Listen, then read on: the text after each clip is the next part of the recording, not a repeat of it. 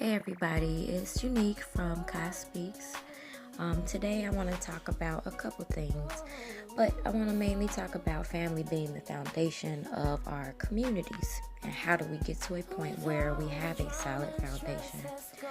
Number one, if you look at other cultures who have a solid family structure, and I'm going to use Hispanics as a example. When you see a solid family structure, you often then start to see family businesses being started. You often see households and real estate being purchased, nicer cars. You start to see communities transform because they have a solid family foundation in which to build on. Many of you know that when you are in relationships and you're constantly arguing or you don't see eye to eye, it's that much more harder to even think about a business, let alone, run a successful business. It's even harder to purchase real estate, have solid educational systems that everybody agrees on because your relationships are in constant turmoil. Now, I want to talk a little bit about the history for African Americans. A lot of other cultures like to compare us to their culture and, why don't you just do it and why don't you just pick yourself up by the bootstraps and things like that, not taking into consideration the history that we've had. We've had a over 400 year, and if you really look at the actual historical dates of slavery, it goes way past 400 years. We're just talking 400 years here in America. But the slave trade has been going on for thousands of years, and that's a different discussion. But so there's literally probably thousands, but we'll stay in the realm of 400 years of division and torture and torment and ungodly things has happened to African Americans here and on this land in particular in the United States. We were literally taught to divide ourselves. We were literally taught to go against each other, men against women, young against old, light against dark. And these values, which are not values at all, these curses I'll call them, have followed us from generation to generation to generation, and we see the result of it. And in today's day and age, it's a lot of media manipulation that happens to keep us in this old school state of mind, and keep us divided and keep us looking at our differences as opposed to how we can connect and how we can heal ourselves. And this lies at the root of Black relationships. It lies at the root of why it's so difficult for us to even get along and come to a consensus as to how we're moving forward as a people, and most of all as a family structure and a family unit.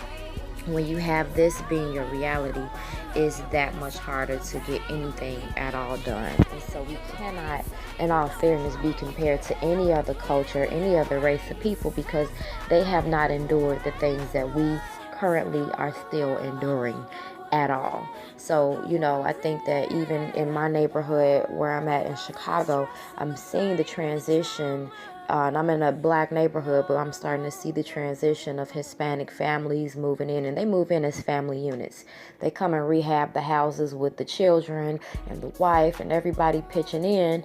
And, literally next door, I see droves of, elder crackheads, not to be disrespectful, around us. And where is that family unit, And so you can see the contrast, when you just look at the number of female-ran households without men, or, the number of men that are being incarcerated, as opposed to family structures and family units. Another thing I've noticed in our neighborhoods is you will very rarely see these other cultures of people have public arguments, whereas I can say at the very least I've seen within the last year probably 20 public arguments, men versus women, couple arguments out in public in the street or loud enough from their own homes for us to hear it. And I just think that, we have to deal with the core issues and admit at least the core issues so that we can start the process of healing,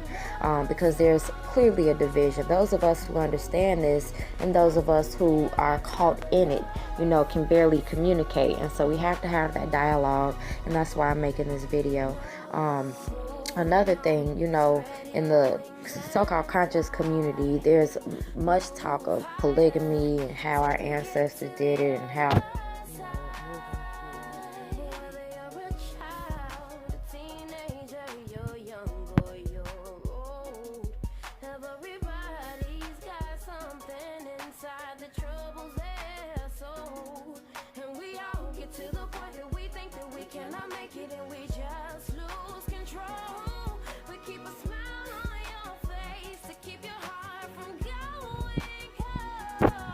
we have to look inside and have our own sense of self and purpose and clean up our own internal wounds before we even can have that conversation at all.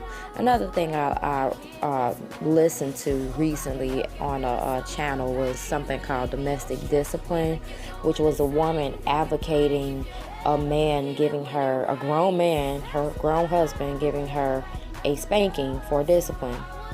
And to that I say, if you are at a point where you need to get spanked or have a man put his hands on you for discipline, then you should not be in that relationship because you weren't ready.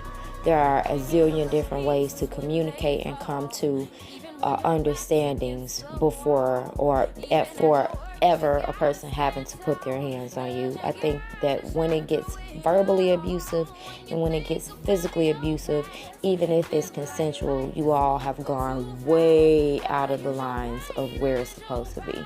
And again, it goes back to how weak our relationships are and how weak we are as people, and especially how weak we are as women, for women to advocate that, we can communicate with each other and come to solutions.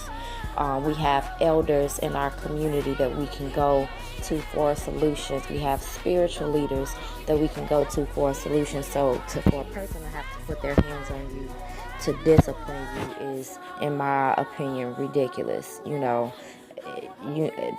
This person compared it to spanking a child, and I just think it is absolutely ridiculous, and that whole concept of domestic discipline should not even be introduced. We have enough domestic violence, and I'm going to say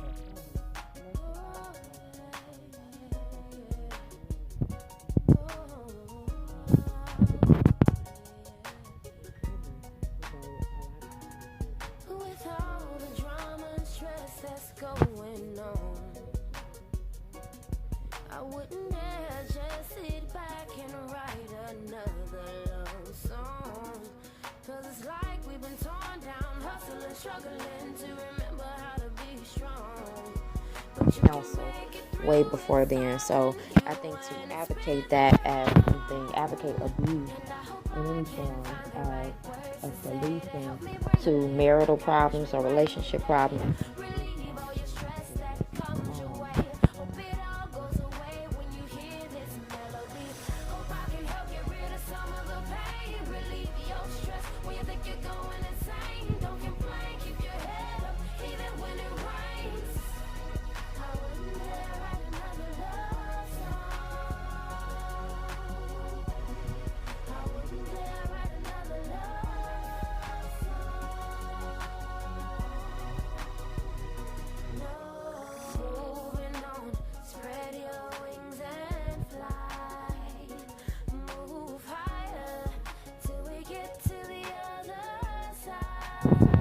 So these are just a couple of my thoughts.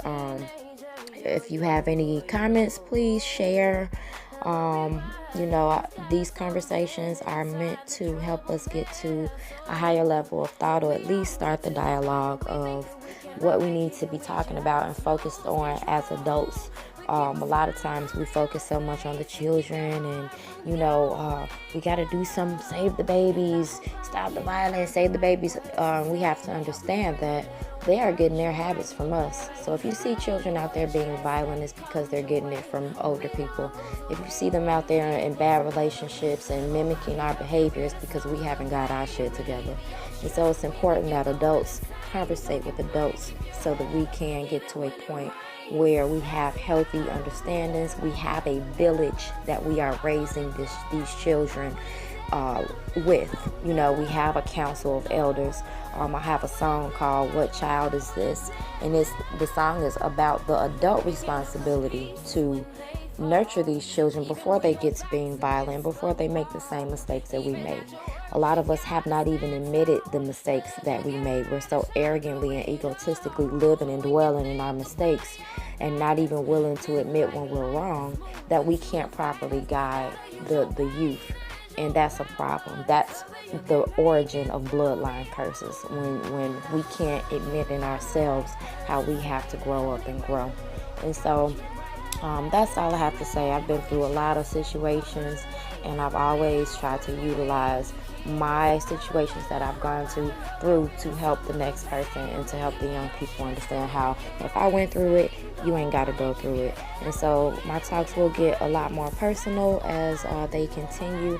But if you've listened to me, please like and share and comment, and I appreciate it. And let people know that we need to have these conversations. Thank you. Peace.